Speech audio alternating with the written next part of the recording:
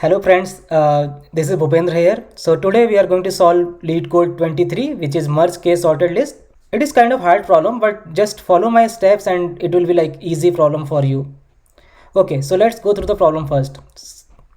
You are given an array of k linked lists. Each linked list is sorted in ascending order. Merge all the linked list into one sorted linked list and return it. So for example, we have one list as an input given over here, which is list of lists. So this is one list here, this is second list, this is third list, and it is kind of linked list. So if we are given head of this linked list, so it means we can traverse to this one, we can traverse to this one. And these lists, even though they are shown as array over here, but it is a linked list where you can move to next element by using next property. Okay, so our task is like, once we have been given a list of linked list, we have to create another list as an output where all the values should be sorted. And also we are given that each linked list itself is sorted. So how we will do, for example, if you see this value, it is 145, second list is 134, third is 26.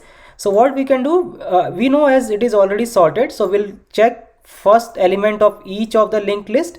We will take the smallest value from those and we will put as the front of the linked list. So we, for example, suppose we took this one as first linked list element, this one will be second linked list element, then this 2 will be third linked list element, and same way we'll create 3, then 4, then again 4, then 5 and 6. So this is our task. And for these kind of questions where you need to always maintain a list with smallest or highest values, we can use heap data structure, which is basically priority queue in Java. And we are not going to create a new linked list.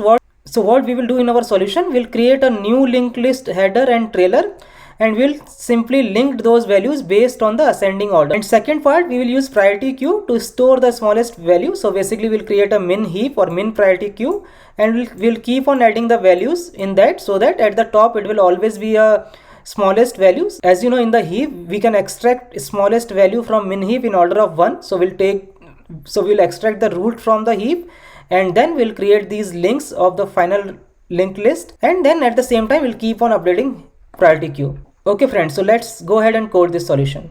So as I told you, first we will create a min heap, which will basically store these linked list nodes, and it will be a min heap so that at the top we will always receive the minimum value. Okay, now because we are storing list node inside this priority queue, we have to tell a comparator which will tell this min heap on what basis it need to compare those list node and store the values. So we can create a comparator like this. So if given two list 1 and list 2, what it has to do, it has to take the value of first list 1 and subtract the value of second list 2, and this way it can maintain the order in a min heap. And second data structure, as we discussed, will create a new final list. We will just manipulate the linking of those lists and we will return the header. So basically we need two list node variable here. So I'll say list node header, and we'll initialize it with null. Same way we will take trailer, we'll initialize it as a null. So what we will do, because all values are in sorted order in all the linked lists, so first we will put all the headers into min heap, so that min heap will contain in this case 1, 1 and 2. So initially we will do like this. So let me write a loop here, which is basically for loop. And sometime this input, whatever example has been given, is little confusing with this one. So this input list in this function parameter basically contains the header of each of the linked list in this list node array. So basically this list node array contains only header of all the list here. So basically if you see, we will have 1, 1, 2 in this list node head. For each list node list inside the lists input array, what you want to do, you want to insert in min heap. So min heap dot add and list. One thing to notice here, we don't want to insert null. So in case if any linked list is given as a null in the input, we don't want to use that because we don't want any null in our linked list. So I'll write if condition, if list is not equal to null, in that case only you put this value inside the min heap. So once this step is done, our heap will contain this value. Now what we'll do, we'll loop through until heap is empty. We'll extract the minimum value, which is 1, and then we'll assign this as an header and trailer of the new final list. And after that we will go next to this element from that linked list from where we extracted this value and put back again to min heap. So in this case, so for example, in this case, first I will extract this one. I will initialize this as header and trailer. I'll check if header and trailer are null. In that case, I will initialize header and trailer with this one. And in next step, I will check if the next of this linked list node is not null. So in this case, the next is 4. Then I will take 4 and insert into min heap. So in that case, what it will become? It will become something like this. So this one is extracted, so this is gone. So and then this one will come as a parent or root because this is the smallest value over here, and then 2 was already there, and the next value from this list is 4. So finally this will become 1, 2, 4, and we will keep on doing this thing until this min heap is empty. So we want to loop through min heap until it is empty. So while not min heap dot is empty, so until it is empty, and first thing what we will do, we will extract the minimum value, which is the root. So we will say list node, and it will be the smallest value, so I can say smallest node, and it will be min heap dot poll. In second part, what we will do, so for now, for example, when it is running first time, our new linked list, the final result linked list which we are going to create, header and trailer will be null. So I will check if header is equals null, so it means nothing has been initialized. So I will initialize header and trailer, they both as this smallest node.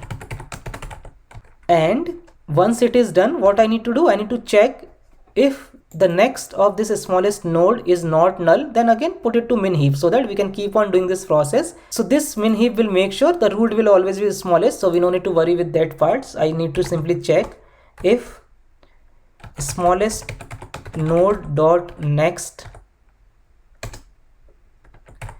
not equals null. In that case, simply add smallest node dot next into the min heap. Okay, so this is about our first iteration. Now what happens in second iteration? So in second iteration also,